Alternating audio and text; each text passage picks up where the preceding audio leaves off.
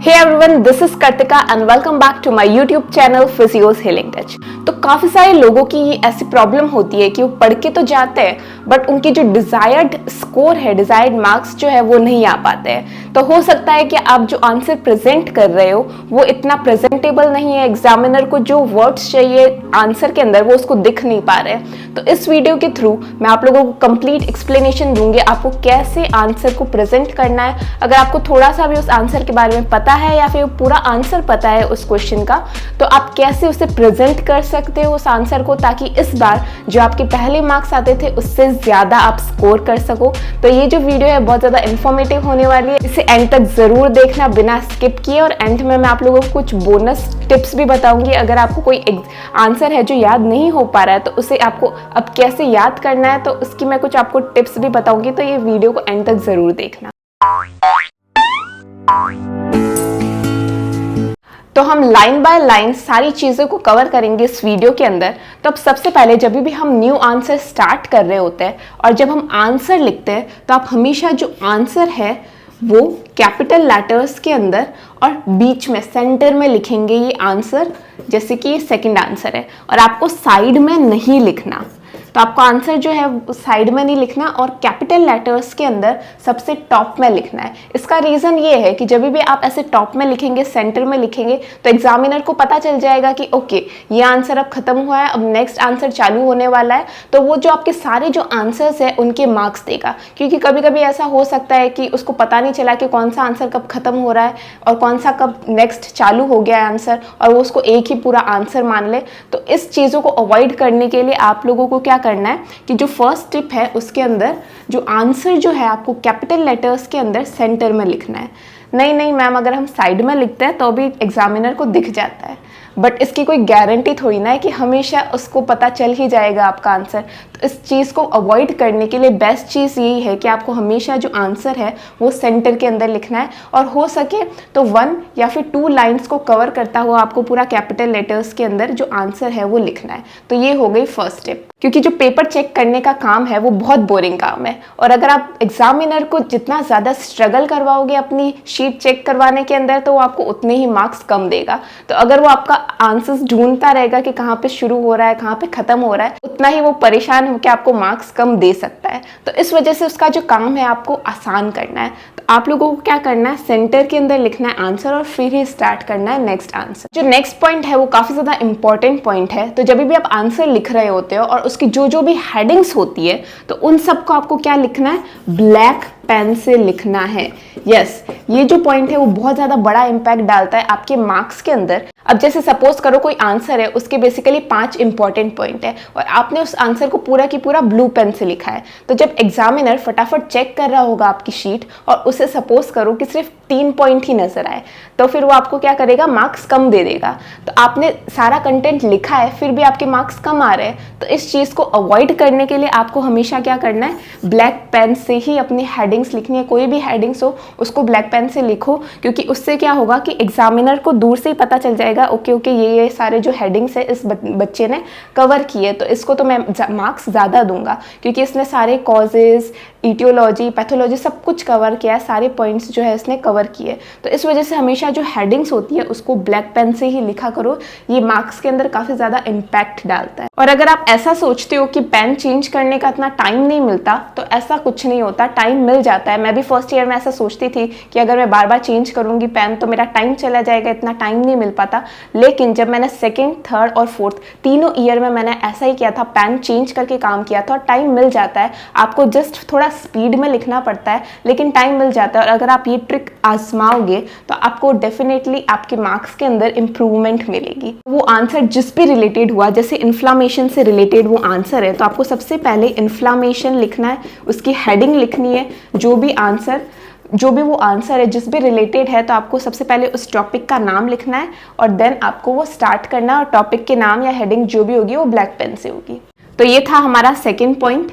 अब हम बात करते हैं हमारे थर्ड पॉइंट की। अब जो थर्ड पॉइंट है, अब जैसे आपने हेडिंग लिख दी है, अब इसका आप आंसर लिख रहे हो, तो कभी भी आपको पैराग्राफ के अंदर आंसर्स नहीं लिखने हैं।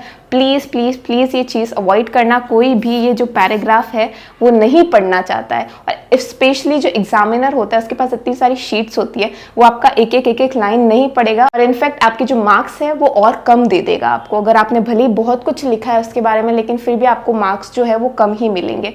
तो इससे बेटर है कि आपको हमेशा पॉइंट वाइज लिखना है। जैसे कि आपने बुलेट पॉइंट मार्क कर लिए और फिर 3 लाइन लिखी, फिर वापस से बुलेट पॉइंट मार्क किया और फिर 3 लाइन लिखी, तो आपको ऐसे ही जो आंसर्स होते हैं प्रेजेंट करने होते हैं। बिल्कुल पैराग्राफ में लिख के अपना भी टाइम वेस्ट मत करना और एग्जामिनर का भी टाइम वेस्ट मत करना, क्योंकि आपको मार्क्स कम ही मिलेंगे। और इसके अंदर एक और छोटी सी चीज़ है कि जब भी हम पॉइंट में लिख रहे होते हैं तो हमेशा जो नंबर्स के अंदर, जैसे 1 2 3 नंबर्स के अंदर जो पॉइंट मार्क करना अवॉइड करना, क्योंकि क्या होता है काफ़ी बार जैसे किसी आंसर के 5 इंपॉर्टेंट पॉइंट्स है लेकिन आपको याद सिर्फ 4 ही है, और आपने अगर 1 2 3 ऐसे नंबर मार्क करके लिखोगे तो एग्जामिनर को पता चल जाएगा, अच्छा हाँ इसने जो पॉइंट्स है वो कम लिखे क्योंकि इसके 5 इंपॉर्टेंट पॉइंट है और इसने 4 ही लिखी है। तो इस चीज़ को अवॉइड करने के लिए आप हमेशा बुलेट मार्क करो, ताकि एग्जामिनर को भी पता ना चले कि आपने एक पॉइंट मिस कर दिया है। तो ये था हमारा थर्ड पॉइंट। अब फोर्थ पॉइंट की बात करें तो जब भी आप आंसर लिख रहे हो, अब जैसे कोई वर्ड आया जो काफ़ी ज़्यादा इंपॉर्टेंट है और अगर आप उसको हाईलाइट कर दोगे, जैसे ये वर्ड है सर्कुलेशन, तो इस यही जो वर्ड है इस पूरे पैराग्राफ के अंदर या फिर इस पूरे पॉइंट के अंदर इंपॉर्टेंट है, तो अगर आप इसको अंडरलाइन कर दोगे तो एग्जामिनर की डायरेक्ट नज़रें इस वर्ड के ऊपर जाएगी और उसको पता चल जाएगा ओके इसने इसी के बारे में इस आंसर के अंदर भी लिखा होगा, तो वो उतना ज़्यादा कुछ आपका आंसर पढ़ेगा भी नहीं और डायरेक्ट उसको राइट कर देगा। तो इस वजह से जब भी जो भी इंपॉर्टेंट वर्ड होते हैं, किसी इंपॉर्टेंट ऑथर का नाम आ गया या फिर वो कुछ इंपॉर्टेंट वर्ड्स है, तो उनको अंडरलाइन कर दिया करो। ये भी काफ़ी इंपॉर्टेंट पॉइंट है। तो इससे क्या होगा, एग्जामिनर की डायरेक्ट नज़रें उन पॉइंट्स के ऊपर जाएगी और वो ज़्यादा कुछ आपका आंसर नहीं पड़ेगा और आपको अच्छे मार्क्स दे देगा। क्योंकि कभी कभी क्या होता है कि एग्जामिनर कुछ वर्ड्स जो होते हैं वो देखना चाहते होते हैं आंसर के अंदर, और अगर आप उसे हाईलाइट नहीं करोगे और जैसे सपोज करो कि आपने वो लिखा है बट एग्जामिनर को नहीं देखा वो वर्ड, तो एग्जामिनर को ऐसा लगेगा कि इस स्टूडेंट ने इस इंपॉर्टेंट चीज़ के बारे में तो लिखा ही नहीं है। तो इस वजह से वर्ड्स को हाईलाइट करना जो भी इंपॉर्टेंट होता है वो काफ़ी इंपॉर्टेंट होता है। बाय द वे, अगर आप लोगों को नोट्स चाहिए चारों ईयर के, तो आप प्लीज़ मेरे इंस्टाग्राम हैंडल पे जाना और वहाँ पे आप लोगों को पता चल जाएगा कौन कौन से सब्जेक्ट के जो नोट्स है मैंने बना लिए। तो आप प्लीज़ वहाँ पे जाके मुझे डीएम करिए और अगर आपको जो भी नोट्स चाहिए तो आप वहाँ से ले सकते हैं। अब इस फोर्थ पॉइंट के बाद में जो फिफ्थ पॉइंट है उसके अंदर आप लोगों को क्या करना है कि जो बड़े बड़े मार्क्स के जो आंसर्स होते हैं, जैसे कि 16 मार्क्स के, 15 मार्क्स के, तो उसके अंदर आप लोगों को डायग्राम बनाना मस्ट है। आपको अपने आंसर्स को डायग्राम बना के उसको एक्सप्लेन करना बहुत ज़्यादा इंपॉर्टेंट होता है, स्पेशली जो हाई मार्क्स के जो क्वेश्चंस होते हैं उसके अंदर, क्योंकि हाई मार्क्स के अंदर टीचर्स भी एक्सपेक्ट करती है कि इसके अंदर डायग्राम तो स्टूडेंट ने बनाया होगा ही। तो बड़े आंसर्स भी अगर आप सिर्फ थ्योरी से एक्सप्लेन करते हो तो वो इतना इम्पैक्ट नहीं डालता एग्जामिनर। अगर आप डायग्राम ड्रॉ करोगे, उसको अच्छे से लेबल कर दोगे, तो कभी कभी ऐसा भी होता है कि एग्जामिनर ज़्यादा आपकी जो थ्योरी है वो पढ़ता भी नहीं है, क्योंकि उसे पता चल जाता है कि उसने डायग्राम बनाया और उसके अंदर लेबल किया है पूरा अच्छे से, तो उसको ऐसा लगता है कि उसने वही चीज़ लिखी होगी आंसर के अंदर भी, तो वो आपकी थ्योरी इतना नहीं पढ़ता है और आपका जो आंसर है वो और ज़्यादा प्रेजेंटेबल लगता है और एग्जामिनर को लगता है कि इसने एक्स्ट्रा मेहनत की है डायग्राम बनाने के लिए, तो वो मार्क्स भी आप लोगों को ज़्यादा देता है, इसके चांसेस जो होते हैं वो बढ़ जाते हैं। जैसे सपोज करो कोई 8 मार्क्स का क्वेश्चन है, तो उसके अंदर बेसिकली हमें 2-3 पेजेस भरने होते हैं। तो सपोज करो कि आपको सिर्फ 1 पेज जितनी ही थ्योरी याद है, तो आपको क्या करना चाहिए, दूसरे पेज के अंदर उसके डायग्राम्स बनाने चाहिए। तो उससे क्या होगा कि आपके पेजेस भी कवर हो जाएंगे और आपका जो आंसर है वो और ज़्यादा अच्छा भी लगेगा एग्जामिनर को, और आपको उतने ही मार्क्स मिलने के जो चांसेस है वो इंक्रीज हो जाएंगे, जो कि अगर आपको कम मिल रहे थे अगर आप सिर्फ थ्योरी लिखते। तो जब भी आप कोई आंसर याद कर रहे होते हो, कोई टॉपिक याद कर रहे होते हो, तो उससे डिवाइड कर लिया करो कि इतनी आपको थ्योरी पढ़नी है, उसकी इतने ये जो है डायग्राम्स आपको बनाने, और हर एक टॉपिक के अंदर डायग्राम्स मिल ही जाते हैं। अगर आपको बुक के अंदर नहीं मिल रहे तो आप नेट पे सर्च करो, लेकिन हर टॉपिक के नॉर्मली डायग्राम्स जो होते हैं वो मिल जाते हैं। अब इस 5th टिप के बाद में जो 6th टिप है वो बहुत ही ज़्यादा सिंपल है। उसके अंदर बेसिकली आपको क्या करना है, अपना जो आंसर है वो थोड़ा नीटली प्रेजेंट करना है। नीटली से मेरा मतलब है कि जैसे आपने हेडिंग लिखी, उसके बाद में एक लाइन छोड़ के आप जो दूसरा पॉइंट है वो लिख रहे हो। जैसे आपने ये बड़े बड़े पॉइंट्स लिखे, जैसे 3 लाइंस का एक पॉइंट है तो उसके बाद में एक लाइन स्किप करी और फिर बाद में दूसरा पॉइंट लिख रहे हो, तो ऐसे थोड़ा नीटली अगर आप काम करोगे, स्पेशली जो स्टार्टिंग के 2-3 आंसर्स होते हैं उसके अंदर अगर आप अच्छे से नीटली अपने आंसर्स प्रेजेंट करोगे तो उसके अंदर आपको ज्यादा मार्क्स मिलने की जो चांसेस होती है वो भी इंक्रीज हो जाती है। क्योंकि कभी कभी अगर हम नीट एंड टाइडी वर्क नहीं करते हैं तो कुछ कुछ जो पॉइंट्स होते हैं वो एग्जामिनर की नजरों में आना छूट जाते हैं। तो स्पेशली जो फर्स्ट सेकंड जो क्वेश्चंस होते हैं उसको तो अच्छे से नीटली प्रेजेंट करो। मुझे भी पता है कि आंसर्स जो होते हैं वो काफ़ी ज़्यादा लेंदी होते हैं और इतना ज़्यादा टाइम हमें मिल नहीं पाता कि हम हर एक आंसर को अच्छे से प्रेजेंट कर सके, लेकिन स्पेशली जो स्टार्टिंग के फर्स्ट और सेकंड आंसर्स होते हैं उनको आप ज़रूर अच्छे से प्रेजेंट किया करो, तो उससे एक अच्छा इम्पैक्ट जाता है एग्जामिनर की नज़रों में। अब मैं आप लोगों को कुछ बोनस टिप्स देना चाहूँगी, कुछ एक्स्ट्रा टिप्स देना चाहूँगी कि अगर आप लोगों को कोई टॉपिक है जो बिल्कुल याद नहीं हो पा रहा तो आप उसको कैसे याद रख सकते हो और उससे भी आप अच्छे मार्क्स कवर कर सकते हो। अब जैसे कोई टॉपिक है तो वो आप लोगों को अच्छे से याद नहीं हो पा रहा तो उसको डिवाइड कर लो, कुछ पार्ट उसका थ्योरी का याद कर लो जो आपको समझ में आ रहा है, जो आपसे याद हो जाएगा।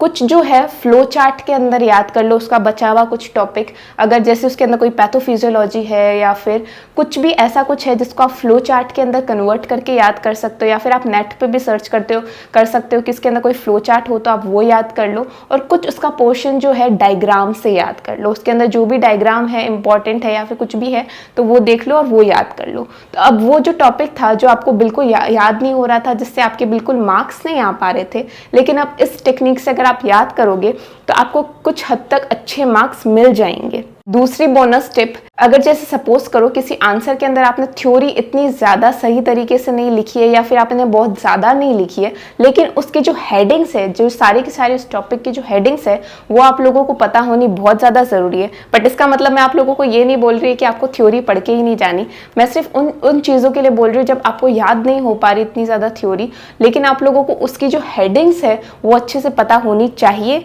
क्योंकि जब एंड के अंदर एग्जामिनर आपको मार्क्स दे रहा होगा उस पूरे टॉपिक को देखकर, तो वो सारी हेडिंग्स देखेगा, वो सारे जो वर्ड्स आपने हाईलाइट करे उसकी नज़रें उन सब के ऊपर जाएगी और आपने जो डायग्राम्स बनाए उसकी नज़रें उन सब चीज़ों पे जाएगी और फिर वो आपको मार्क्स दे देगा। तो इस वजह से आपको जो हेडिंग्स है वो क्लियरली उस टॉपिक की पता होनी चाहिए और जो वर्ड्स है उनको भी हाईलाइट करो और डायग्राम्स बनाओ। उससे क्या होगा कि एंड में जब वो मार्क्स दे रहा होगा तो इन सारी चीज़ों को देखेगा तो उसे लगेगा कि नहीं, उसने काफ़ी कुछ लिखा है आंसर के अंदर। इसके अलावा मैं आप लोगों को लास्ट बोनस टिप यही देना चाहूँगी कि प्लीज़ आप सिर्फ एक लिमिटेड सेट ऑफ क्वेश्चंस या फिर जो टॉपिक्स है वो पढ़ के मत जाया करो, क्योंकि काफ़ी ज़्यादा चांसेस होती है कि नए क्वेश्चंस आ जाए या फिर आपने जो एक्सपेक्ट नहीं किए थे क्वेश्चंस वो भी आ जाए। तो इस वजह से आप लोग जो क्वेश्चंस छोड़ रहे हो तो एटलीस्ट उसकी कुछ तो थ्योरी पढ़ लो या फिर कुछ भी उसका अंदर जो फ्लो चार्ट है उसको डायग्राम्स के थ्रू कुछ उसके अंदर याद करके जाओ, क्योंकि अगर वो चीज़ आ जाती है आपके एग्जाम में तो आप कुछ तो लिख कर आओगे तो उसके आपको कुछ तो मार्क्स मिलेंगे ही। तो ऐसे पूरा कंप्लीटली छोड़ मत दिया करो। अब जैसे मैं अपनी बात बताऊँ तो मैं क्या करती थी एग्जाम टाइम पे, जिस टाइम मेरा एग्जाम था तो उसके कुछ आवर्स पहले मैं फटाफट वो सारे क्वेश्चन जो कि न्यू आए हैं पास्ट ईयर के क्वेश्चन पेपर्स के अंदर या फिर जो टॉपिक्स मैंने नहीं पढ़े हैं तो उसको मैं फटाफट देख लेती थी नेट पे या फिर बुक के अंदर। तो उससे क्या होता था कि जब भी वो कोई जो टॉपिक है वो एग्जाम में आ जाता था तो उसको देख के मुझे बहुत ज़्यादा रिलीफ महसूस होती थी कि मैं सोचती थी अब मैं इसके बारे में कुछ लिख सकती हूँ, क्योंकि मैंने पहले ये छोड़ दिया था लेकिन मैंने एंड टाइम पे फटाफट उसे देख लिया तो अब मैं इसके बारे में कुछ लिख सकती हूँ। तो इस वजह से आप लोगों को कोई भी टॉपिक छोड़ना नहीं चाहिए, क्योंकि अगर वो एग्जाम में आ गया तो आप ही के एग्जाम में मार्क्स कमाएंगे। तो यही थी सारी मेरी टिप्स एंड ट्रिक्स, और प्लीज इन सारी टिप्स को आप अप्लाई करना, लेकिन प्लीज जाओ और पढ़ाई करो, क्योंकि अगर आप लोग पढ़ाई नहीं करोगे और आप लोगों को ये टिप्स पता होगी तो आप अप्लाई कैसे करोगे। तो प्लीज जाओ और पढ़ाई करो। और अगर आप लोगों को ऐसा लगता है कि मेरे को कॉलेज भी जाना पड़ता है, नोट्स भी बनाने पड़ते हैं, मैं कैसे सब कुछ मैनेज करूं, तो मैंने टाइम मैनेजमेंट के ऊपर ऑलरेडी एक वीडियो बना दी है, वो मैं आपको डिस्क्रिप्शन बॉक्स के अंदर दे दूंगी, तो उसे चेकआउट ज़रूर कर लेना। वो भी मेरा ही मेथड है कि जब मैं कॉलेज के अंदर पढ़ती थी तो मैं अपना टाइम कैसे मैनेज करती थी, क्योंकि मुझे तो वीडियोज़ भी बनानी पड़ती थी। तो प्लीज़ उस वीडियो को ज़रूर जाके चेकआउट करना, और मिलते हैं नेक्स्ट वीडियो के अंदर। और प्लीज़ लाइक और कमेंट ज़रूर कर दिया करो, क्योंकि वीडियो को बनाने के अंदर काफ़ी मेहनत जाती है। तो इस वजह से प्लीज़ मेरी वीडियोज़ को आप जब भी कोई भी वीडियो देखते हो तो उसे लाइक और कमेंट भी कर दिया करो।